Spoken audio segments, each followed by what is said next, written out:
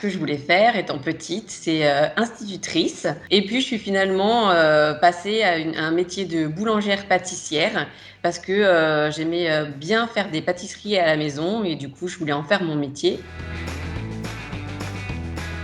Quand j'étais jeune, j'habitais dans les alentours de Cergy. Et à Cergy, il y a une grande tour que tout le monde connaît, qui est la tour EDF-GDF. Et quand j'étais jeune et qu'on me demandait ce que je ferais plus tard, je disais que je travaillerais dans la tour EDF-GDF. En 2000, à l'issue de l'obtention de mon BTS, je me suis inscrite dans une agence d'intérim qui m'a très vite rappelé pour me proposer un emploi dans la tour EDF-GDF de Cergy.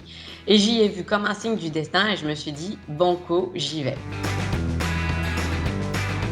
Je suis arrivée sur une mission d'intérim de 3 mois au service immobilisation de l'agence comptable de l'Ouest francilien. J'ai été recrutée en tant que jeune technicienne comptable et puis j'ai évolué au sein de ce service sur plusieurs emplois jusqu'à arriver à un poste d'adjointe au chef d'agence du service immobilisation comptable. Lorsque j'étais sur cet emploi, mon directeur m'a proposé d'intégrer une formation longue durée qui s'appelle l'APMC et qui signifie Accession, Passage, Maîtrise, Cadre, que j'ai réalisée sur une durée de 1 an. C'est ainsi que j'ai quitté le service commun et que je suis arrivée à GRDF sur un poste de contrôleuse de gestion. J'y suis restée pendant 5 ans.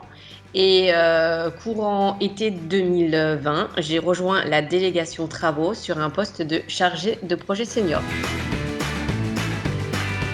Chargé de projet senior, ça consiste à faire en sorte qu'il y ait les ressources humaines suffisantes pour réaliser le programme travaux et je m'occupe également de l'intégration et de la professionnalisation des chargés d'affaires.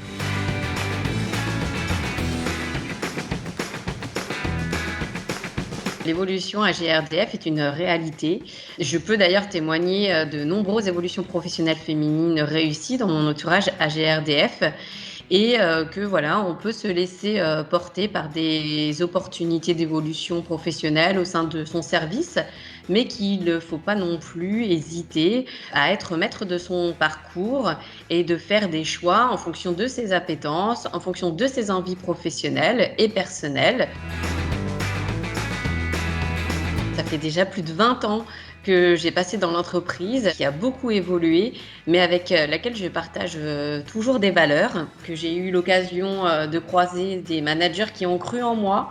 Et j'en profite pour les remercier s'ils voient cette vidéo. Et j'espère pouvoir continuer à faire un travail qui correspond à mes ambitions de vie, réussir à concilier du mieux possible une vie professionnelle épanouie et une vie personnelle réussie.